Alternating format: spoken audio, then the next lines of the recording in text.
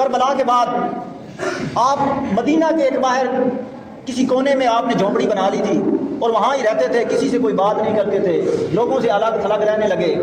اور یزیدی لشکر کا ایک سپاہی تھا، اس سے دور یزید میں، یزید کا آخری دور تھا، تو وہ اس سپاہی پر ناراض ہو گیا.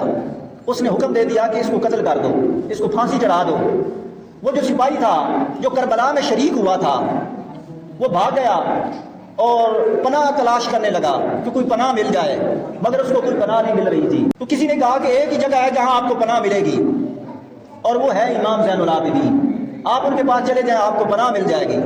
وہ یزیدی آپ کے پاس چلا گیا اور جا کے عرض کیا کہ میں مسافر ہوں اور آپ کے پاس چند دن رکنا چاہتا ہوں، مجھے اجازت دے. آپ نے فرمایا ٹھیک ہے رک جاؤ. ان کے پاس رک گئے.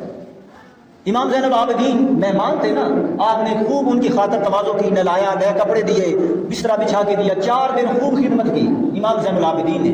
چوتھا دن آیا، اس نے کہا کہ میں کہیں اور جانا چاہتا ہوں، مجھے اجازت دے.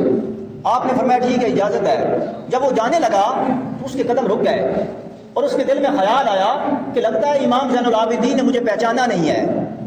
مڑ کر واپس آئے، آ کر کہا کہ حضور کیا آپ نے مجھے پہچانا ہے؟ تو آپ نے پوچھا کہ آپ کے دل میں یہ خیال کیسے آیا؟